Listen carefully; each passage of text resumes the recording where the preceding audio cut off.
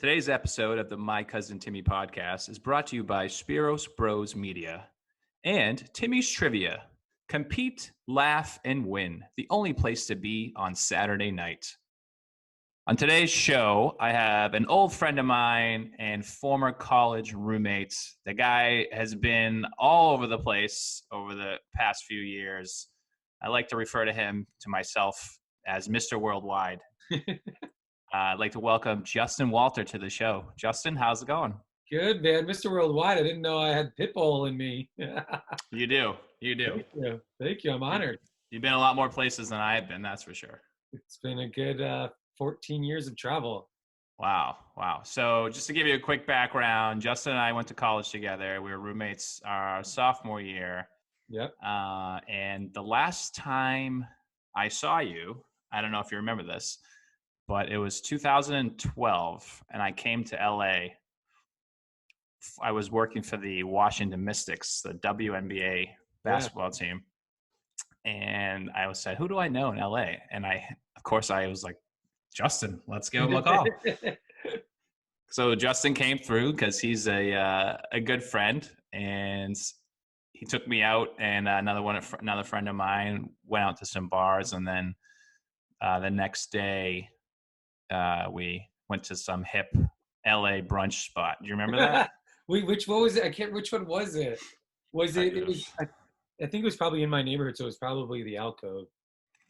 Maybe there was a huge line, so it was really. It was the Alcove, definitely the Alcove. Really popular spot. Yep. Yeah. So that I don't know if I probably told you this, but I don't know if you remember that night I was staying at the Beverly Hilton. Oh. Okay. And the cast of Community, the show that just came up on Netflix recently. Oh yeah. The whole cast was there except for Chevy Chase sitting at a table right next to us, like getting drinks late at night. It was pretty funny. Was that your first celebrity run-in when you came to LA? No, I had met a bunch of people from working in sports prior to that. When I worked at Fenway Park, like in high school. Yeah. I had met Steven Tyler and Matt Damon and Tom Brady, and of course all the baseball players and stuff. Yeah. But it's different scene, you know? Yeah. So Justin is a world traveler, everyone. He is a travel writer and Instagram poster. What is it exactly that you do for your current job as a travel writer? Like, who are you working for? Currently right now I'm unemployed because of coronavirus. All of my travel and TV work that I do stopped. The travel industry is shut down. The television production industry is shut down. But before that, most of my travel related and gigs are all freelance based. So for the past, oh my gosh, how many years have we been out now? 13 years? For the past 13 years, I've been freelance going job to job.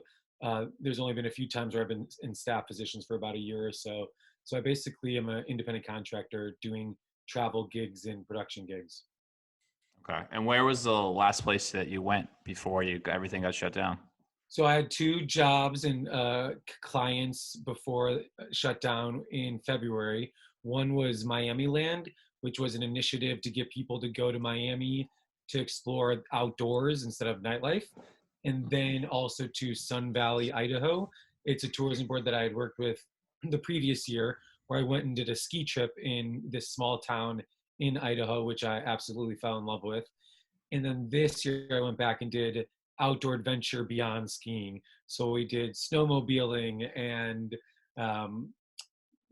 hiking in the snow and just like outdoor adventures that weren't related to skiing. So it was a lot of fun. And I went to that at the end of February, got back, and then that's when things started hitting the US in March, the shutdown. Got it. Okay. Now, a quick question before we jump into travel and stuff. Yeah. If I remember correctly, did you tell me once that you were a seat filler for like the Oscars or something? No. So I used to work for E! Entertainment.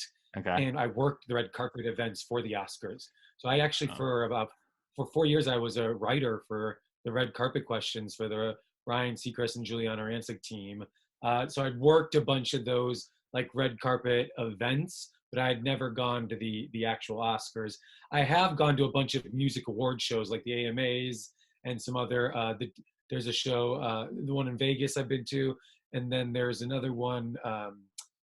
The Billboard Music Awards is Vegas, then AMAs in LA. So I've gone to a bunch of music shows, but never been to an award show. Got it. Okay. Yeah. And do you still watch Survivor? Wait, before I answer that, what do you remember about me and Survivor? Oh man. So like I knew about Survivor and watched it sometimes, and my parents were really big into it. And I remember like one night, sophomore year of college, I came back from a party or something, and there was Justin sitting in the common room watching Survivor, like yelling and screaming at the TV. And I was like, what is going on here? Oh my gosh. And then lo and behold, I find out that you're this like huge Survivor fan, and you like attempted to be on the show. And I know later on you ended up putting on Survivor type events for companies and friends and stuff like that. Yeah. So I'm asking because my nephew watches Survivor now, the newest season with my parents like once a week, and they just mentioned it to me the other day. So I was like, oh, I should ask him about that. I am still a huge Survivor super fan and a fan of the show. The show has been on for 20 years. So I was 15 when that show started. Now I'm 35. Huge fan of the show. It's 40th season right now because they did 2 seasons a year. So this season is all former 20 winners came back and played. So it's been kind of a big anniversary season. Mm-hmm. And like your nephew and your parents, I still talk about Survivor on a weekly basis with my parents. So it's really a family show that for 20 years has been the one show my parents and I watch together and still talk about for 20 years. So that's one of the many reasons I love Survivor, and it's a family show. And like you said, I have a bunch of friends that I became friends because they're Survivor fans. We played Survivor games. I've hosted Survivor games. I did some Survivor events and games for a business. It's a connective tissue in my friends and family that I've had for 20 years. And I still try to get on the show. I've applied every year since I've been 21. Wow. And one day it'll happen. Look at, I'm on a beach right now in Zoom. So just one day, I promise it'll happen. What's the process to apply to be on the show? So it's, you send in a tape, but that's kind of the more traditional way where you'd send in a tape and apply. Okay. But now it's kind of a combo where you send tapes and apply, but there are casting producers that actually also in the past have gone out and like looked for interesting people to be on the show. Okay. But the last 2 seasons have changed the people running casting. So I think things are changing. So it's really kind of a process of either blind applying, where you're just sending in an application video, or finding a casting producer that works for the show that will try and pitch you to get on the show. Got it. Okay. So a lot of the reality TV shows have this similar process then? Yes. Okay. Yes. Got it. You send in a crazy video of yourself and they're like, yeah, this guy looks good. It's crazy because nowadays Netflix is really dominating right now in the reality category, which is a new thing. They have a ton of popular reality dating game shows, and The Circle did really well, even though I wasn't a huge fan of it. So it's interesting to see, even 20 years later, reality is still going strong, and it will for a while. Yeah. Huh. Yeah. I have 2 quick memories from BC that I want to bring up. Yeah. The first 2 memories that come to mind when I think about you is you came into my room freshman year, like it might have been like the first week or 2 of school, and I always kept my door open, like a lot of people did in the hallway. And you came in the room, and you just kind of looked disheveled. You were like, "Can I take a quick power nap in your room?" Wait, what? Go on. I think I know why. And I was like, a power nap? I was like, okay, sure. So you proceeded to just lay down on my floor and put your like hand or your shirt over your eyes. And you literally just took a nap in the middle of my room. And I was just like, wow, like, does this even work? Is he really asleep right now? Oh my gosh, I did that in high school after Did you really? school. Yeah, after school during high school, I would just go in our family study and lie on the ground and take a nap. In 20 minutes, huh? Did you set a timer? I just let my body do it. I trained myself to power nap. Ah, okay. Okay. I don't remember that, but thank you for letting me do it. And I probably did it because I had a crazy roommate. So you don't do power naps anymore? I still do. I took one today, actually. So Oh, awesome. yeah, I do. Still intact. Awesome. Awesome. That's great. Okay, well let's jump into the travel questions because I know I have a lot of questions. Pretty sure all the listeners want to know the answers to all these tough, wonderful questions that I have for you. From I do go by the king of questions. Ooh, but that's why you're the trivia guy too. That's right. We'll talk about that in a little bit. Yeah. So the first question is, you mentioned the kind of independent contractor thing for the travels. How do you get paid for that stuff? How does that work? Do they have you like retainer or like hourly type thing, which I don't think is the answer, but usually working with tourism boards and brands, it's you negotiate a deal for the specific content that you agree to. So okay. for example, I've worked with tourism boards through an actual travel influencer marketing agency. The one I usually work with is named Travel Mindset. So what they do is they'll pitch me to go to different destinations to feature them through either blogging, writing, photography, social media, and then they'll come back and say, oh, Miami Land wanted you to come for 7 Instagram photos and X amount of Instagram stories, and here's the rate they're offering. What do you want to do? Like kind of back and forth. And it's kind of, that's how every deal is kind of struck, where you get connected to a brand or a tourism board, then they will tell you as the content creator what deliverables they want. And then you kind of give them rates and negotiate based off what the deliverables are. Okay. So they pay for your travel to said destination, I'm guessing, and your accommodations. Yes. And then you negotiate a price on top of that. Yeah, for your time and yeah, whatever. Usually they cover travel costs and what you do while you're in the destination, whether it's featuring food or dinners or adventures or whatever they want to feature. They usually cover all those costs. So then the trip doesn't cost you anything, and then the additional, all the work you're doing on it is what then you're getting your rate for in addition to your time. Okay. Now I know when you moved out to LA, you came from BC. You're a communications major, right? No, not at all. I was a political science major with a philosophy minor. Okay. All right. Yeah. Scrap that. I was communications major. I did take. Did you take broadcast writing with me? Did we take broadcast writing together? I took a couple of electives, a speech writing one and a broadcasting one. Maybe. And also like Now You Know stuff. Right. So I know you did the Now You Know stuff. So you moved to LA to be in media, to do radio, TV, stuff like that. Yeah, with the goal and what I've been trying to do since I've been here too is I moved here also to pursue on-camera hosting, which is I've done a bunch throughout my time in LA, but it's nothing that's really been big or national or anything like that. Okay. So how did you fall into the travel realm? So after work, when I studied abroad junior year at BC, I went through Boston University and did their Sydney Abroad internship program. Sucks to be you. Sucks to be you, but it did not when I was living in Australia. So I did the Sydney internship program, lived in Australia. While I was there, I was obviously one of the very few Boston College people. So it was a completely new group of people. I didn't know really anybody. And during that semester abroad on the weekends, I would travel all throughout Australia and just fell in love with travel and international travel. So then I moved to LA, and after a couple years of getting my footing here, in between my gigs, I would have a couple weeks open to do things outside of work. So then I just started taking big trips abroad to South America and then Central America.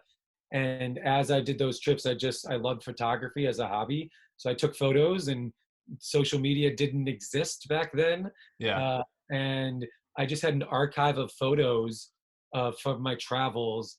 And then a couple years ago, or maybe like 6 or 7 years ago now, I worked with a manager, and he advised me, you travel a lot, you love traveling, why don't you turn your passion for on-camera hosting and writing into travel blogging?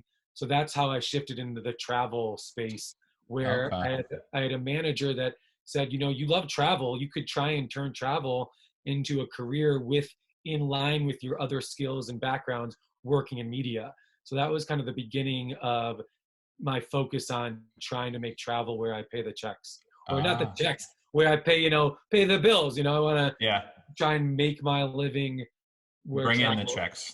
the bringing in the checks and paying the bills through travel. Ah, okay.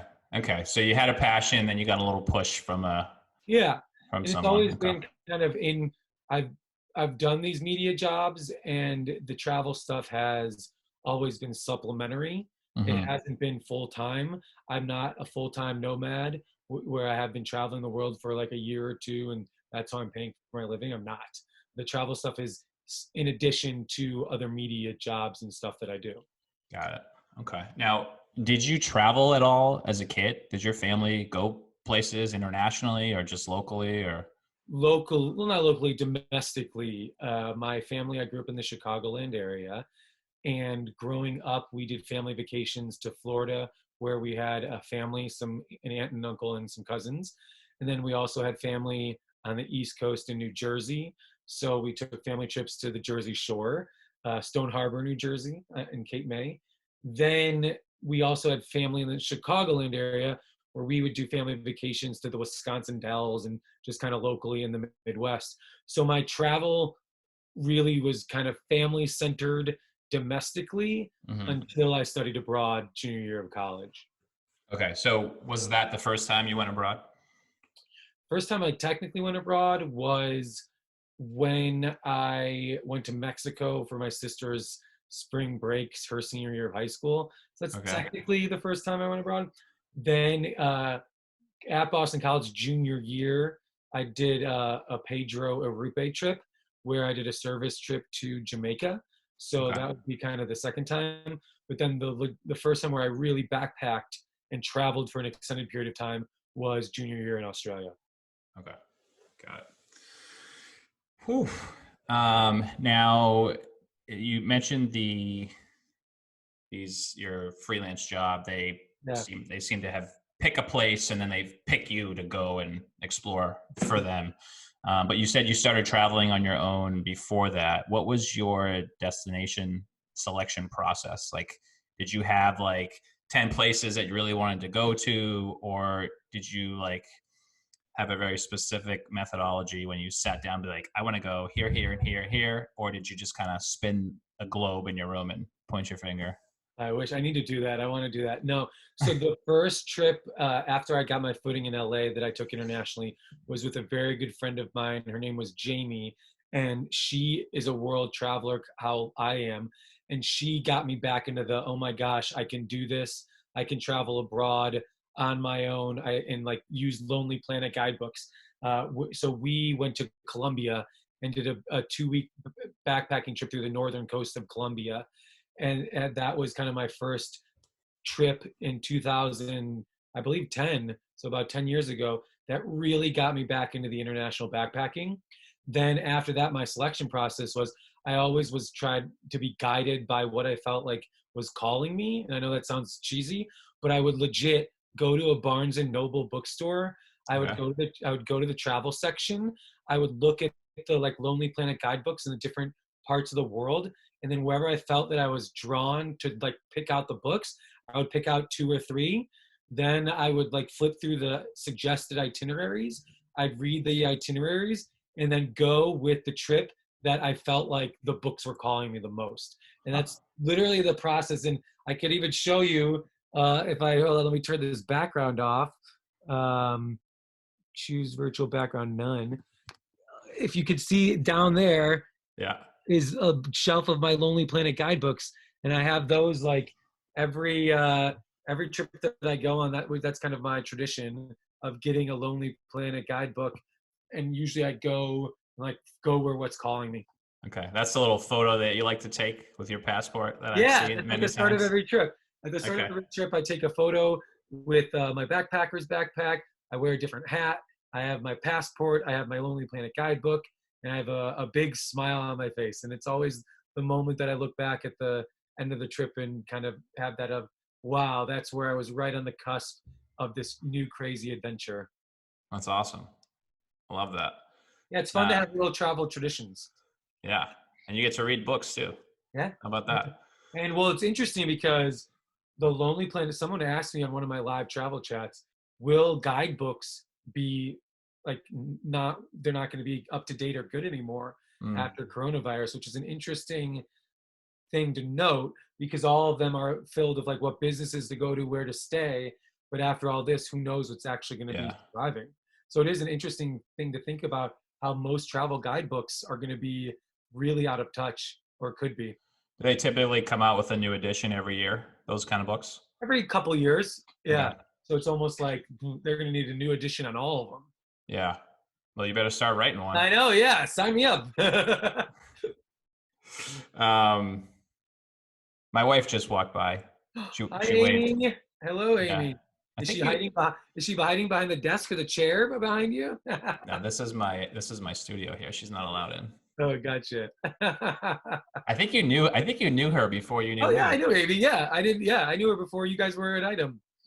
No, before you even met me. I think. Oh, Did, did I?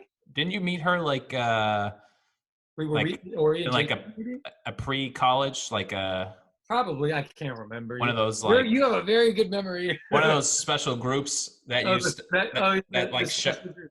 show up before school starts. I forget what those. Probably. Probably.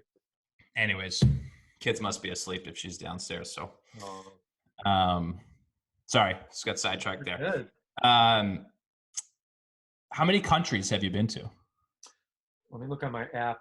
I have an app called Bin, B Okay. Been, and it's a good way to kind of keep track.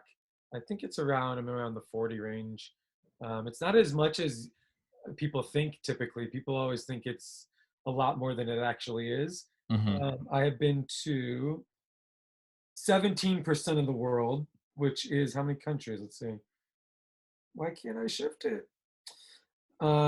Sorry. Oh, 40, it says 42 countries. So I've been to around 42. Do you typically travel in groups or alone or family or?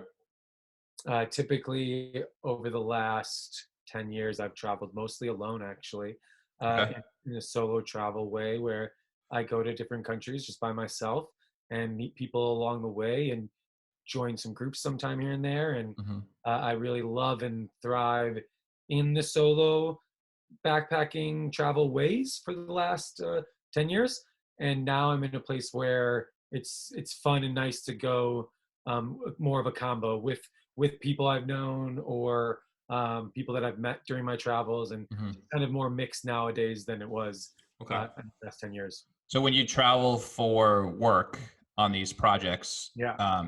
do they partner you up with someone, or is it typically just you So there's two for kind of those? trips. Either one trip is where you'll go, or I'll go solo, and I'll usually be able to bring a plus one friend. And Okay.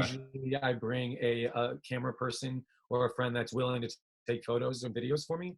And then the other type of trip is called a press trip, where they arrange a specific trip and itinerary where other travel bloggers or writers or photographers or influencers will go on the trip at the same time. For example, last year, or 2 years ago, is it 2 years ago now? Oof. I think last year, I went to Carson City, Nevada, with a group of there were 5 or 6 of us, and the trip was planned where we all stayed at the same hotel. We all had dinners together and meals. We went kayaking on Lake Tahoe. We went skydiving in Truckee. We went to a brewery. So it's like it's a planned like 3 to 4 day trip where everybody's on it together. So that's the alternate type of trip if it's not a solo trip. Okay. And what do you prefer? I Uh, think you kind of touched on it, but I traveling prefer alone more or me and picking a friend. I've had a ton of fun on the group trips, but if there's like one or two bad apples in a group trip, it kind of ruins the trip. oh man, I envy this solo travel. It's just like the last time I traveled somewhere with just me and Amy was our honeymoon. Wow. Every trip that we have taken, with the exception of a like 12-hour getaway to Disneyland a few months ago, that we've taken in the past 4 years, really, maybe Yeah. maybe 5 or 6 years, has been with family. Yeah. Wow. So like That's we a went. whole different category. I am not. I don't have kids. I don't have a family beyond my like extended family, my immediate family. But I don't travel with them abroad. Yeah, it makes things, it's nice and everything, but like it makes things so hard when you Oh want to yeah. do something. Yeah. Like we went to Italy a couple of years ago. This was before our oldest was right before our oldest was born. So we're with my wife's parents and her brother, and it's just like traveling with a group of 5 people. Like you have so many things that you want to go do, but it's like not everybody keeps at the same pace, and not everybody wants to do the things that you want to do. Yeah. So you have to make sacrifices, and it's like, oh, like how often am I actually going to come here? And I have to make a sacrifice and can't do, certain things that I want to do. Yeah. And then we went for my 30th birthday. We went to Martha's Vineyard, Oh, where nice. I spent a summer in college, and I was like, oh, I want to go do all the things I did in college. And it was my whole family, my wife's whole family, Oh my gosh. 3 nieces and nephews, and it was like I couldn't do anything. Yeah. Like, and it's just tough. So that's why I'm curious, when you travel with groups and stuff, like it's harder because you probably don't get to do everything that you want to do. Yeah, and I think it's more of like on those type of press trips, it's going into it what activities you're doing or what you've asked to do. Yeah. So there's some flexibility in it, and it's fun both ways. I've had really good experiences both ways, but it's safer when it's just me and someone I get to pick to go with Hmm. me. And when you go alone, have you met someone on one of these trips that you still keep in touch with afterwards, or? Yeah, I have a lot of friends that I've met on my backpacking trips that I still keep in touch with. I've even on social media through Instagram and Facebook. It's whenever I post travel stuff, I'll have travel friends from all around the world that will either chime in or say hi or respond to an Insta story I do, and it's really nice. And even in this kind of pandemic experience, it's made me realize how connected I am around the world, which is a really fun thing to realize. And I've had fun doing live chats with friends of mine that are in Germany or in England or in Australia and like all over. So Mhm. it's been really fun. That's awesome. Yeah. Um, what's the typical length of stay for these trips? Like, I know you mentioned 3 to 4 days when you had that work trip, but when you go, I guess, go on your own, how long do you typically stay in these places? Does it depend, like, how far you're traveling, or? Typically, I would say my average backpacking trip is around 2 to 3 weeks. Okay. And then I did do a big long 6 week trip 2 or 3 years ago, 3 years ago, I think, throughout Europe. So that's been my longest. Excuse me, doing a 6 week trip through Europe. But typically, I'd say 2 to 3 weeks. Okay. And what would you say are the three most important things besides your iPhone and your passport that you pack for every trip? Like, what's essential, or like what do you particularly like that you bring with you? Yeah. So typically, I bring music for airplane rides and bus rides and train rides. So I really just kind of zone out with a lot of these trips. There's a lot of long travel, and there's specific two bands specifically that I play every time I ride an airplane, and it Okay. just like puts me to sleep. Mumford and Sons and Explosions in the Sky. It's those two groups are my go-to travel bands and playlists that Okay. I literally they almost like now signal me whatever time of day it is to go to sleep because I've like trained my body that knows how to nap that when I hear those that kind of music I'm on an airplane or I'm traveling. Yeah. So I love and need my headphones to listen to music and just kind of I also like picking songs that almost act as a soundtrack when I'm riding like on a train or when I'm on a bus for a couple hours and I'll try and find like a song of the trip where it just like kind of feels like that song expresses the moment and the feeling of where I'm at. So I kind of really love that. My everywhere I go, like I said earlier, I love my Lonely Planet guidebooks.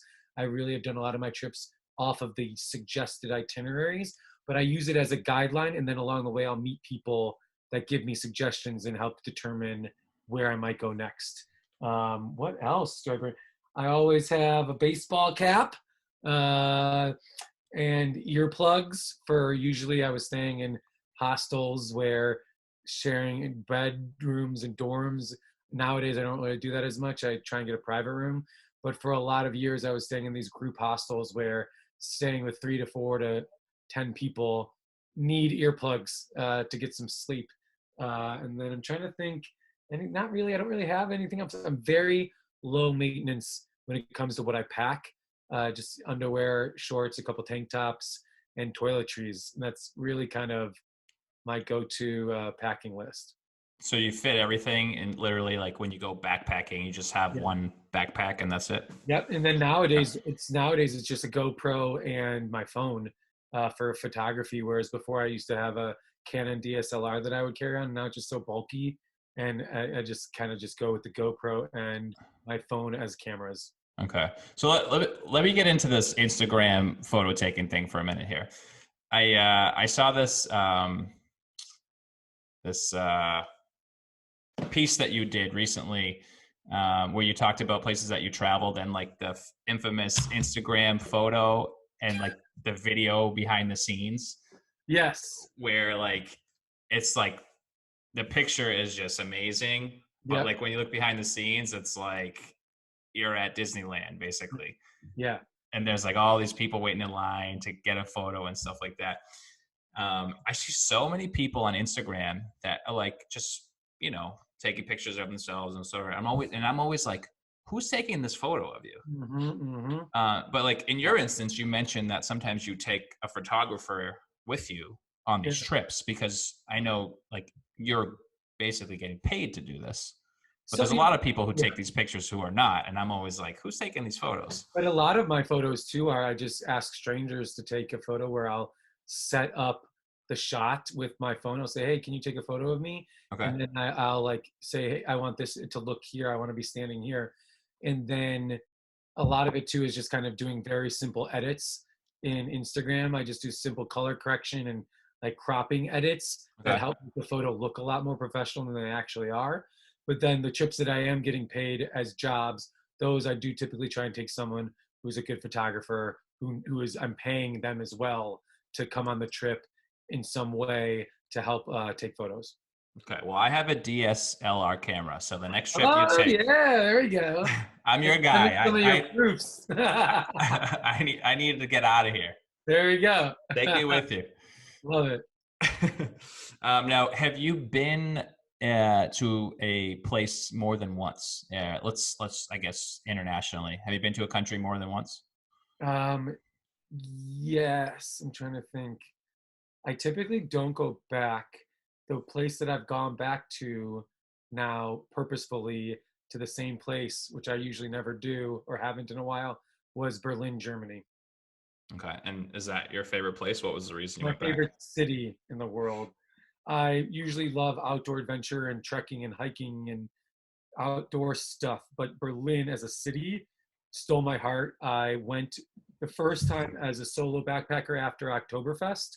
So I Okay. did Oktoberfest in Munich, and then I ended my 6-week Europe trip in Berlin and had such an incredible time. The nightlife and the culture there and the bar scene and the club scene is unlike anything I have seen in this, like any of my travels. And it was just this kind of experience where people were just so welcoming, friendly. It was crazy, things I've never seen anywhere else. Mm-hmm. And it was kind of like everyone allowed each other to express who they are and just to be free to kind of be themselves in a way. So Okay. that's why I really love Berlin. So I went solo the first time, and then I returned this past year with a friend of mine that we went for the Christmas markets, which was awesome. I typically like beach and tropical destinations and locations, Uh-huh. but going to Berlin and Germany for Christmas markets right before Christmas after Thanksgiving was magical. There's like hundreds of them. They overtake all the squares outside, and they're all unique. They all have hot mulled wine, and it's so magical. And I would recommend, if anybody could go to something between Thanksgiving and Christmas abroad, it would be Berlin and Germany for the Christmas markets. Huh. You know, our old friend KY, you remember that guy? Yeah, oh my God, yeah. Yeah, so I still keep in touch with him, and he actually has been living in Erlangen, Germany, Hmm. which I believe is like 2 hours from Munich. Okay, cool. Years and so now that you've said that, maybe we'll go there and I got visit. it. Germany is incredible for also during Oktoberfest. Like the whole country has like little Oktoberfest celebrations if you don't go to Munich, but Oktoberfest is so much fun. Like I wore a lederhosen, girls wear those dresses, and it's actually, I have a friend who he and his wife and two daughters just did a trip around the world. They did go to Oktoberfest, and he was surprised by how fun it was for his two girls. He said that, there's all these rides, there's like games, and it's a fun environment for kids as well, which I obviously didn't really recognize when I was there. Okay. All right. Well, let's get into a couple quick hitters here for you. Yeah, and then I got to go to bed. Yeah, no, you're staying up all night. It's a bit later here. What's the craziest? I know I've seen you do some bungee jumping and skydiving. Yeah. What's the craziest thing you've done during your travels? The craziest thing I've done during my travels was doing a Via Ferrata in Switzerland. That's I would say the top thing. Do you know what a Via Ferrata is? It's a hike on the side of a cliff where there's like a wire literally thousands of feet off a side of a cliff where you're basically walking the side of the cliff, carabiner into wires. There was no expert and no like anyone doing it with you. You just pay at the start, and then you go along this like whole route. That was insane. It was the scariest thing I've ever done. It was definitely, there were points on it where I felt it was scarier than skydiving and bungee jumping. Wow. Those two are, skydiving and bungee jumping I love, and they're a thrill, but I think they're more quick thrills. Yeah. Where this was like, I'm scaling the side of a cliff. So that would be my number one. And then I would say number two would be with my roommate from senior year, Jeff Segan. I don't know if you remember him. He was my roommate senior year. He and I did a tour. It's called Tour de Mont Blanc, where we spent, we thought it was gonna be 10 days, but we busted it out in 7, where we hiked over 110 miles around Mont Blanc, which went through France, Italy, and Switzerland. So it was a crazy hike, the craziest, hardest hike I've ever done. Wow. That sounds insane. I don't like to do anything dangerous. I don't take risks, really. Fun. Those ones are good. So our last night when we were on this crazy hike, we set up our tents. We woke up under a blanket of snow on the at that top of this mountain. We didn't know where the paths were, and we were like, this could be our end. Like we just had to figure out where to go under. The whole place was covered in snow. I have a picture on my Instagram where I felt like if you watch Game of Thrones, I had gone beyond the wall. It was crazy. Wow. It was actually felt looking back kind of dangerous, but we were fine. I love that. What's the craziest thing that you've tried food-wise while you're traveling? Oh my gosh. I actually typically when I travel with Foodwise, I eat budget. I'm not really a big foodie. But when I was in Thailand, the street markets, I can't remember, but just kind of a gross bug or two. I can't remember specifically what it was. But I was going to try balut in the Philippines, which is actually featured on the TV show Survivor a lot. But it was when I saw it at the beach, I just didn't have the stomach to try it. Yeah. Have you ever found yourself in an uncomfortable situation or a place where you were kind of scared to be in while you were traveling? The only place that I kind of felt possibly was when I was in Johannesburg, South Africa, because people told me it was dangerous. Okay. But I haven't ever found myself, knock on wood, and thankfully, in a situation that I really felt was dangerous. And the time that comes to mind was when I was in Johannesburg, just because other people said, be careful, it's dangerous on the streets. And where I stayed with my Airbnb, they told me don't walk down this path or come back before night and all of that. So I would say that would be where I felt like I had to be the most cautious on my travels. Okay. All right, Justin, a couple more questions here. Then we're going to get into our lightning round trivia for you. I'm gonna bomb it. I'm so excited for you to bomb that. I'm bad at trivia. Have you ever shown up to the airport not knowing where you're going? Ooh. And just like gone and gotten a ticket randomly? Yeah, just like looked at the board and say, where are these flights going, and just picked one. No, but I would have and could have done that this year before the pandemic hit because I have some United flights this year. A friend of mine made me their buddy pass. So this is the year that I was going to do stuff like that, where I could have gone on standby flights on United, but that obviously is not happening. Right. So bummer on that. I have not showed up to the airport where I didn't know and just picked a random spot. I would love to do that though. I think that sounds super fun. Yeah, I've seen it in movies, and I always just picture. I Haven't done it. Haven't done it. I bet Justin's gonna do it. He'll do it. You'll do it someday. I want to. Yeah, I definitely want to. Okay, Justin. So this Saturday night at 9 p.m. Eastern Time, Timmy's Trivia. Our theme this week is America. Okay. And I know that you've been to some really cool places. Yes. So I was wondering if you could tell our audience what your top 3 or a few experience destinations in America that are kind of under the radar places to visit. Okay. First thing that comes to mind is Zion National Park. It's in Utah. It is beautiful. There's amazing, incredible hikes, 3 really adventurous hikes, Angel's Landing, Observation Point, and the Narrows. I've gone twice to do all 3 of those hikes. Some of the best hiking I've ever done in the United States, and Zion is just a beautiful, beautiful park that I highly recommend. Where else? I'd say another outdoor park is in Arizona outside of Sedona, called Slide Rock Park. I have a kind of a nostalgia of going there with my cousins when I was in my, I think, freshman year or sophomore year of college, actually. And there's like this natural water slide park kind of place where you can ride down the water. There's some cliff jumping where you can jump from cliffs off the side of a bridge. And I went there as a kid in college. And then a couple years ago, my friend Amy and I went there on our way to go do a spiritual retreat. So I really love Slide Rock Park outside of Sedona. As an adult, Chicago. I am from Chicago, but I never really explored and did the city up as an adult living there. Okay. The last couple of years I've gone back, I have loved being in and going out in Chicago. The people are incredible. The food and deep dish pizza and Portillo's is amazing. Cubs games are awesome. The bar scene is friendly and fun.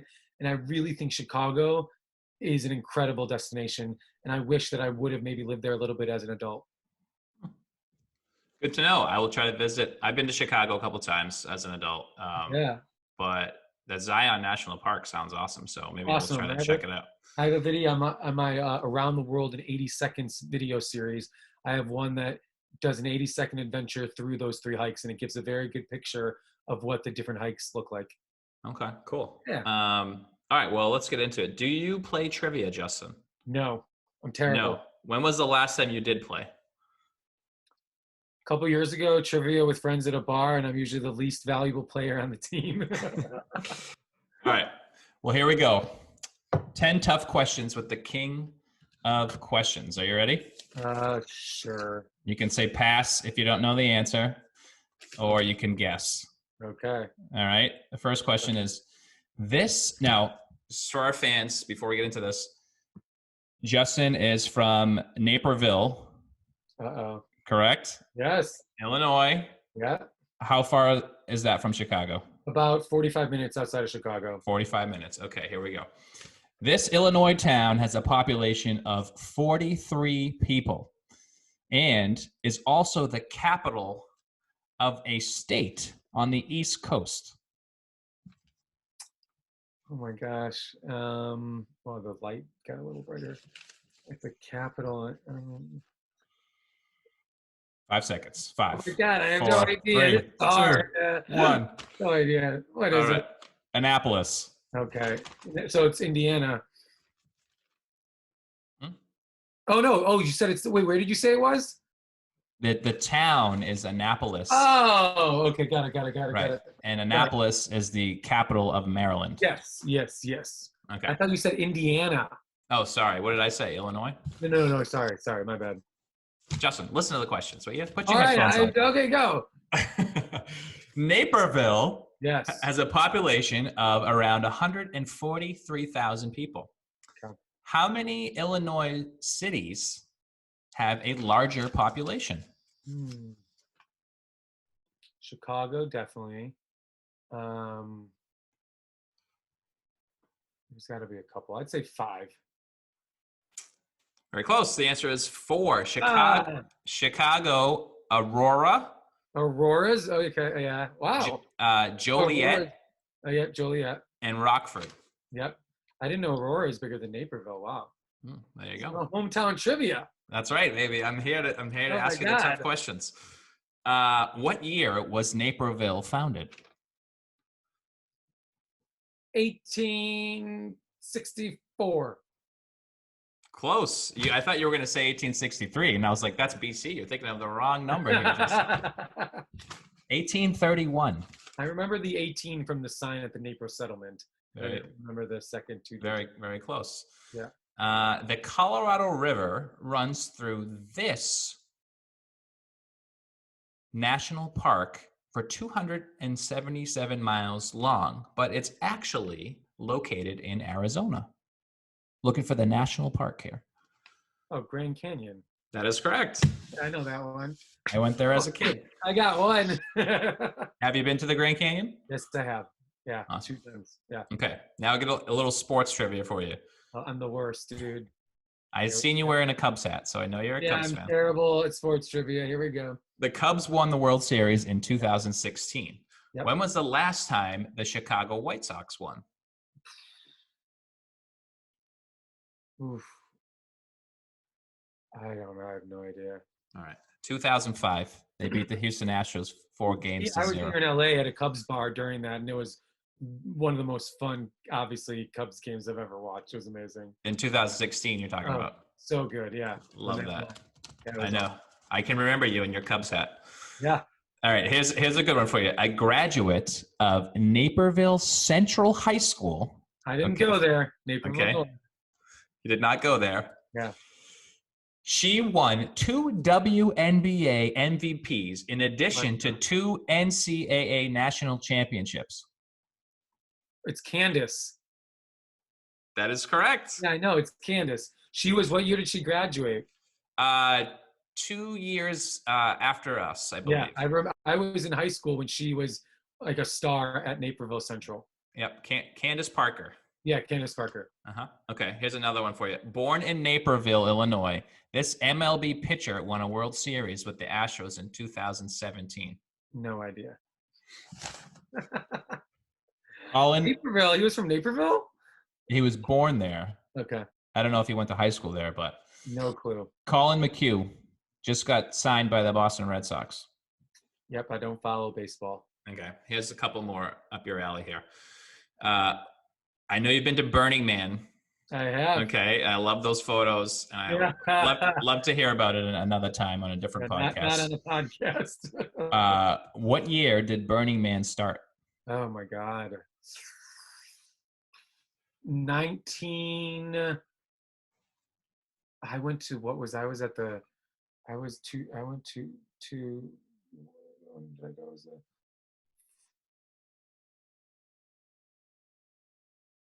It's 1996.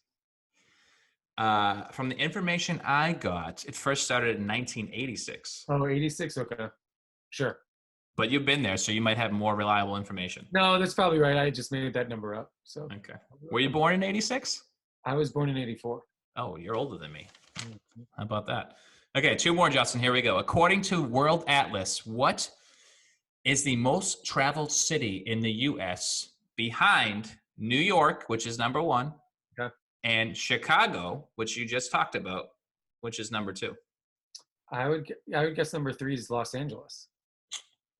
That is, is it wrong? That is incorrect. Is it Miami? I thought those were the answers as well. Los Angeles was actually number 5. Was Miami? Miami was like 8. Wait, let me think what else it could be. Las Vegas, I think, was number 7. Oh, wait, what would number 3 be? Are you ready for this? Yeah. Let's see if you have any airplane knowledge. This is the hub for Delta Airlines. Oh, Atlanta. Atlanta. Wow. I don't know if they have a lot of conferences there or something. Wow, that's crazy. But it said 52 million people a year visit Atlanta. Wow, that's a lot. Okay, Justin, last question here. Number 10. Freshman year of college, we made 4 signs that said ESPN. What did each letter stand for? Do you remember this? It was the first game of our freshman year against Wake Forest. Oh my gosh. We made wait, what? Wait a second. No, I take that back. It was the first night game versus Miami. Oh my gosh. And we brought the signs to the game, and they took them away from us after about 10 minutes. Oh my God. Your memory is insane, dude. What did it say?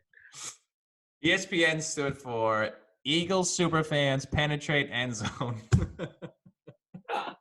Oh my God, your memory is insane. I don't remember these things. Good for you. I remember that you helped the most with coloring in the letters. Wait, which letter did I have? I actually remember those signs now. Oh geez, I don't know. I have a picture of it somewhere. Oh my gosh, that is so crazy. Wow. If I can find the photo, I'll send it to you. Oh, the good old college days. But that's the end of our 10 tough questions from Timmy's, sponsored by Timmy's Trivia. Justin, you got 1 or 2 out of 10 correct. This is why I don't play trivia. my last guest got 4 out of 10. So I did your worst. You didn't do too bad. Yeah. But Justin, before we go, is there anything you want to tell our audience about what you're working on now? They should follow you on Instagram or any travel projects you're doing. So during the quarantine, I have focused kind of my travels on doing live Instagram chats and doing blogs where I reached out and talked to a lot of my travel friends to contribute. I'm in the works of doing a little travel talk show and at home with another travel host friend of mine, and also possibly like a travel game show to do with a brand. So just kind of some fun projects, but also trying to learn how to relax and get ready before work starts happening again. And after that, we'll be, hopefully not having long pauses again. Yeah. And what's the first thing you're going to do once the quarantine's lifted? That's a weird thing because it's not going to be like lifted, it's just like these phases. So I think travel within the US first before going abroad, and, maybe going to see some family back in Chicago or go to a national park and do some outdoor adventuring here in the United States, because I don't think we'll be leaving the country very fast in like kind of how we used to. And so those would be at the top of my list. Okay, well, I'm going to tell you what you're going to do. You're going to get in a car and drive down to San Diego. It's only 90 minutes from where you live. And you and I are going to get some surfboards, and we're going to go surf. Done. I learned how to surf in Australia, and then I have a foam board here, but I'm not good. My surf skills are just as good as my trivia skills. Yeah. So I have fun getting up and falling, and I'll get up like maybe once or twice, but I definitely enjoy it. It's a really good workout. It's great to get out in the water. And when they open the beaches, that sounds like really fun to do. Come on down. I've only been surfing twice and I'm terrible. Nice. So good for you. All right. Well, you guys can follow Justin on Instagram at APW Justin. All right. He's got some really great content, some awesome photos of everywhere in the world. If you're looking for travel advice, he's your man. Mr. Worldwide here. Justin, I want to thank you so much for coming on the podcast. It was really great catching up with you. Yeah, you too. Good to see you. It's really been too long, and I hope to keep in touch with you a little bit more frequently going forward. Yeah, keep doing what you're doing. Keep it up. All right, man. I appreciate it. Thanks so much, and we'll talk to you soon. Have a good one. All right. Take care.